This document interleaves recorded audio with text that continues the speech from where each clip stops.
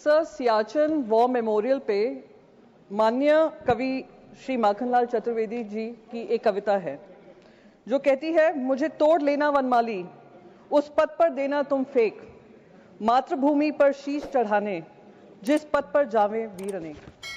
इन्हीं शब्दों को याद कर सियाचिन में हमारे जवान हों या शहीद कारगिल के सुरक्षा के समय पे हों या ऑपरेशन सिंदूर को लेकर हों या ऑपरेशन महादेव जो हुआ है, उन सबको याद कर नमन कर मैं उनकी शौर्य गाथा में उम्मीद करती हूँ हमारा देश सदैव गाएगा।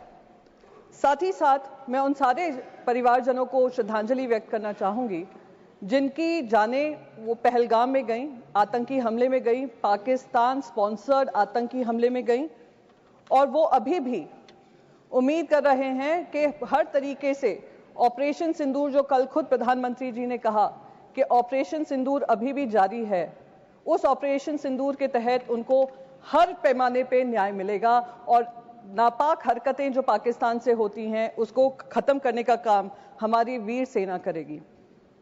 सर, कल प्रधानमंत्री जी ने ऑपरेशन सिंदूर के बारे में कहा वो अभी भी जारी है और मैं उनका शुक्रिया अदा करती हूं कि उन्होंने देश को याद दिलाया कि ऑपरेशन सिंदूर में जो हमारी सेना ने किया वो अब तक खत्म नहीं हुआ है, हम इनकी नापाक हरकतों को खत्म करेंगे।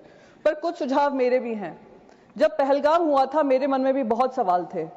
2 हफ्ते पहले वहां पे गृह मंत्री जी गए थे और उन्होंने कहा था आतंकवाद को बिल्कुल समाप्त कर दिया है। 2019 में जब 370 धारा हटी थी, कौन भूल सकता है गृह मंत्री के वो शब्द जहां उन्होंने कहा था पीओके के लिए हम जान भी दे देंगे। तिरंगा यात्रा हुआ था, हम पार्लियामेंट्री डेलीगेशन जब गया था, हम जाने से पहले तिरंगा यात्रा हुआ था जिसमें गृह मंत्री ने कहा अब बातचीत पाकिस्तान से होगी तो सिर्फ पीओके को लेकर होगी।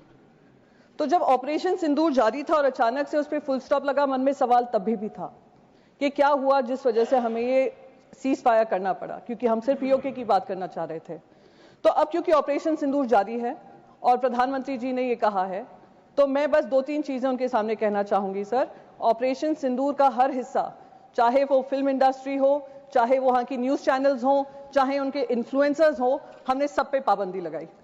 सर, अब समय आ गया है कि क्रिकेट पर भी पाबंदी लगनी चाहिए। सर, हमारे विदेश मंत्री ने कहा कि मैं गर्व होता है इस बात का कि मैं उस पार्लियामेंट्री डेलीगेशन में शामिल थी जिसकी जिम्मेदारी मुझे सरकार ने दी थी। हम 33 देशों में गए।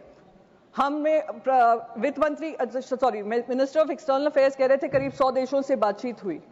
मैं तो कह रही हूं गृह मंत्री जी से, सर आपको बहुत जगह फोन करने की जरूरत नहीं पड़ेगी, एक इंटरकॉम पे ही फोन कर लेंगे।